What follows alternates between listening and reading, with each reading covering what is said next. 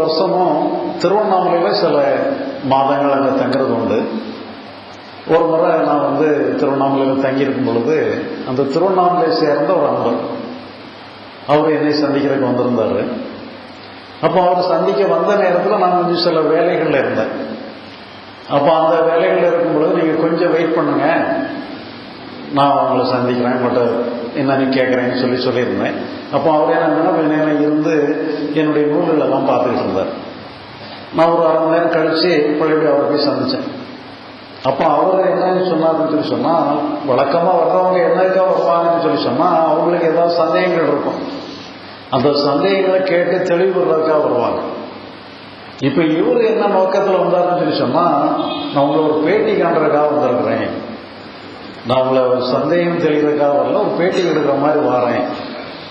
அதாவது எனக்கு இந்த ஆன்மீகத்தை ஒரு அறிவுபூர்வமாக விளங்கிக்கிடணும், ஆன்மீகம்னா என்ன, ஆன்மீகத்தை எப்படி எல்லாம் சொல்றாங்கன்னு சொல்லி நான் பலரையும் இன்டர்வியூ பண்ணிக்கிட்டே இருக்கிறேன். அது உங்களையும் நான் தெரிஞ்சுக்கிடணும்னு சொல்லி விருப்பப்படுறேன் சொல்லி சொன்னாங்க. அப்போ எனக்கு அவருடைய அணுகுமுறை கொஞ்சம் வித்தியாசமா தெரிஞ்சு. சரி, நீங்க என்ன, நான் அவரை பத்தி என்ன கொஞ்சம் விசாரிச்சேன்.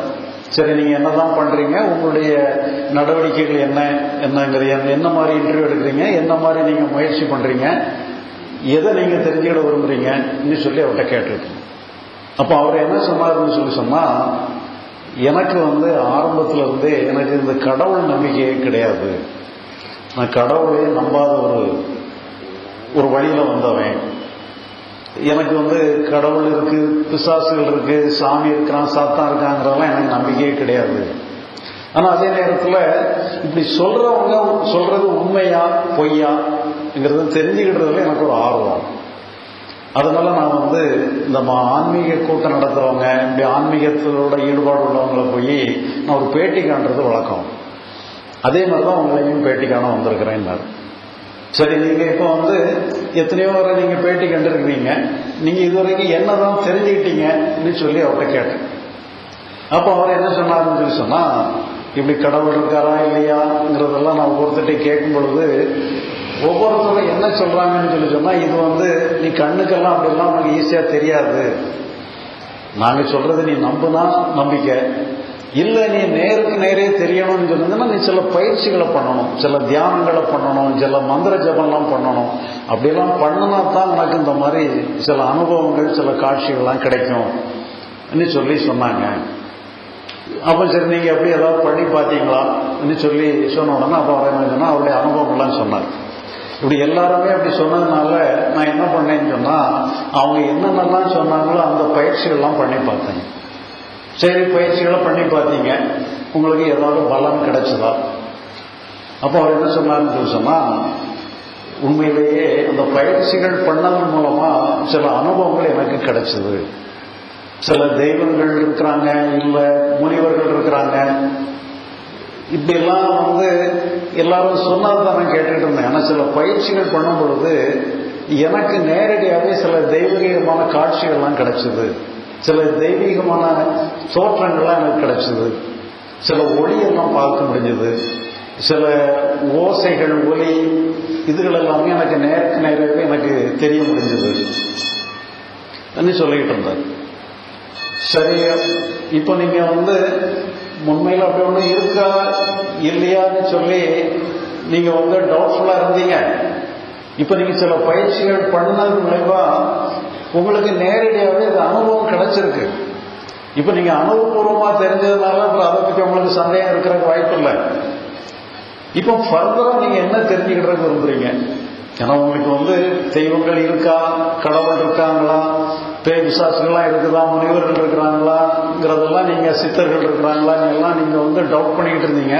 இப்போ அவங்களுடைய காட்சிகள் நேரடியாக உங்களுக்கு கிடைக்குது. கிடைச்சதுக்கு பிறகு இப்போ உங்களுக்கு என்ன தெரிஞ்சுக்க வேண்டியிருக்கு சொல்லி அவரை கேட்டேன். அப்பதான் அவர் புதுசா இன்னொரு சமாச்சாரத்தை கொண்டு வந்தார். இப்படி இந்த இவங்கெல்லாம் தெய்வங்கள் இருக்குதா இல்லையான்னு சொல்லி டவுட் இருக்கிற வரைக்கும் எனக்கு இந்த கேள்வி இல்லை. இப்ப என்னன்னு சொல்லி சொன்னா, அவங்கெல்லாம் இருக்கிறாங்கிறது எனக்கு நேருக்கு நேராக தெரியுது, அதுல எனக்கு சந்தேகம் இல்லை. ஆனா அவங்க என்ன பண்ணிக்கிட்டு இருக்கிறாங்க, ஆனா அவங்க என்ன பண்றாங்க? இப்ப அந்த காலத்துல ஜெனரல் டயர் ஜாலியன் வாலாபாக்கில் வந்து ஒரு ஆயிரக்கணக்கான பேரை சுட்டு கொன்னான். இப்ப இந்த தெய்வங்கள் முனிவர்கள்லாம் வந்து என்ன பண்ணிட்டு இருந்தாங்க? அதெல்லாம் தடுக்க வேண்டாமா? இப்பவும் உலகத்துல நம்ம பார்த்தோம்னு சொன்னா எத்தனையோ விதமான அராஜகங்கள் நடந்துகிட்டு இருக்கு. இப்ப இந்த தெய்வங்கள் முனிவர்கள்ங்கிறவங்க எல்லாம் அவங்கெல்லாம் இருந்தாங்கன்னு சொன்னா இதெல்லாம் தடுத்து சரி பண்ண வேண்டாமாங்கிற மாதிரி ஒரு கேள்வியை அவர் கேட்டார்.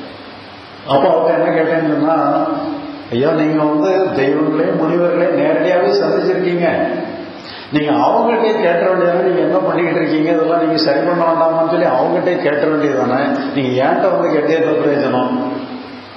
அப்ப அவங்கள நான் தரிசனம் பண்ணதான் உண்மைதான், ஆனா இருந்தாலும் நான் அவங்ககிட்ட பேசி உரையாடுற அளவுக்கு எனக்கு இன்னும் அந்த சக்தி டெவலப் ஆகலை, அதனால இப்ப நான் உங்ககிட்ட கேட்கறேன்னு சொல்லி சொன்னார். இப்ப இதுலதான் வந்து ஒரு கான்செப்டை நம்ம வந்து பார்க்க வேண்டியது. இப்ப நிறைய மதங்களை எடுத்துக்கிட்டோம்னு சொல்லி சொன்னா எல்லாமே இறைவனுடைய செயல், அவன் அன்றி ஒவ்வொரு அணுவும் அசையாது. அவன் ஆட்டு வைக்கிறான், நாம ஆடுறோம்.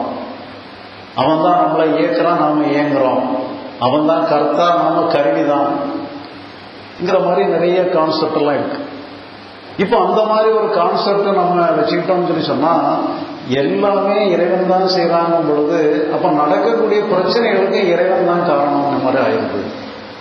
அதே மாதிரி சக்தி உள்ள சில சித்தர்களோ தெய்வங்களோ இருந்துன்னு சொல்லி சொன்னா அவங்க அதெல்லாம் சரி பண்ணணும், அவங்க தான் அதை செய்யணுங்கிற மாதிரி வந்துடுது. இப்ப இதுல வந்து இன்னொரு கான்செப்ட் நம்முடைய சாஸ்திரங்கள்ல இன்னொரு கான்செப்ட் என்னன்னு சொல்லி சொன்னா, ஒவ்வொருத்தரும் அவங்களுடைய கர்மாவை செய்யறதுக்கு அவங்களுக்கு சுதந்திரம் இருக்கு. அந்த சுதந்திரமான கர்மாவை செய்யறதுக்கு அந்த கர்மாவுடைய பலனா வந்து பாவமும் புண்ணியமும் அவனுக்கு சேருது. ஏன்னா அவன் வந்து நிர்பந்தமா ஒன்ன பண்ணனான்னு சொன்னா பாவமோ புண்ணியமோ பண்றதுக்கு வாய்ப்பு இல்லை. ஏன்னா அவனுடைய சுயமா பண்ணல, சுதந்திரமா எது பண்ணனா தான் அது பாவமா இருந்தாலும் நம்ம சுதந்திரமா பண்ணா தான் உண்டு. நிர்பந்தமா பண்ணனா பாவம் கிடையாது, பாவமோ புண்ணியமோ கிடையாது. இப்ப நம்ம வந்து ஒருத்தர் வந்து கஷ்டப்பட்டு இருக்கிறார், கஷ்டப்பட்டு இருக்கிறவருக்கு நாம வந்து ஏதோ உதவி பண்றோம். இப்ப இது வந்து கஷ்டப்படுறவருக்கு நம்ம உதவி பண்ணணும்னு சொன்னா நிச்சயமா அது வந்து புண்ணியம் தான். ஆனா இது வந்து நம்ம மனப்பூர்வமா பண்ணனா தான் அது புண்ணியம். இப்ப இன்னொருத்தர் வந்து நம்மளை திரட்டன் பண்றாருன்னு வச்சுக்கோங்க, நீங்க அவருக்கு பணத்தை கொடுத்து உதவி பண்ணு, இல்லைன்னா உடனே கொண்டு விடுவாங்கன்னு சொல்லி ஒருத்தர் மிரட்டி நாம உதவி பண்ணணும்னு சொன்னா அது நாம சுயமா பண்ணதில்லை அர்த்தம். அப்போ ஒன்னு சொன்னா நம்ம எதையாவது நல்லது பண்ணாலும் சரி கெட்டது பண்ணாலும் சரி நம்ம சுதந்திரமா சுயமா பண்ணிருக்கணும். அப்படின்னா தான் அது வந்து பாவமோ புண்ணியமோவோ ஆகும். அப்போ அப்படி அந்த மாதிரி பண்ணும் பொழுது என்னன்னு சொல்லி சொன்னா அப்ப நமக்கு பண்றதுக்கு சுதந்திரம் இருக்கணும், இருந்தா தான் நம்ம கர்மாவே பண்ண முடியும். இப்ப இதனாலதான் என்னன்னு சொல்லி சொன்னா தெய்வங்களா இருக்கட்டும் சித்தர்களா இருக்கட்டும் முழு சுதந்திரம் நமக்கு கொடுத்துருக்குறாங்க. அதனுடைய பாவ புண்ணியங்களை நாம தான் அனுபவிக்கணுங்கிறதுக்காக முழு சுதந்திரம் நம்ம கொடுக்கப்பட்டிருக்கு. இப்ப அந்த சாஸ்திரங்களுக்கு கர்மாவை பத்தி சொல்லக்கூடிய சாஸ்திரமே என்ன சொல்லுதுன்னு சொல்லி சொன்னா நாம செய்யக்கூடிய கர்ம பலனை நம்மளோட சேர்க்கக்கூடிய ஒரு கர்ம பல தாதாங்கிற மாதிரிதான் இறைவனை வர்ணிக்கிறாங்க. அதனால நம்ம வந்து கர்மாவை வந்து பண்ண முடியாதவங்க நம்மளை தடை பண்ற அளவுல இல்லாதபடி கர்மா பண்ணக்கூடிய சுதந்திரம் நம்ம கொடுக்கப்பட்டிருக்கு. அந்த கர்மாவனுடைய பலன் வந்து நம்மளோட வந்து சேரக்கூடிய அளவுல அந்த பலனை நம்மளை சேர்க்கிற வேலையை தான் அவங்க பண்ணக்கூடாது. கிட்டத்தட்ட ஒரு போஸ்ட்மேன் வேலையை தான் அவங்க பார்த்துட்டு இருக்காங்க. அதனால என்ன சொன்னா முழு பொறுப்பும் நம்ம கையில தான் இருக்கு.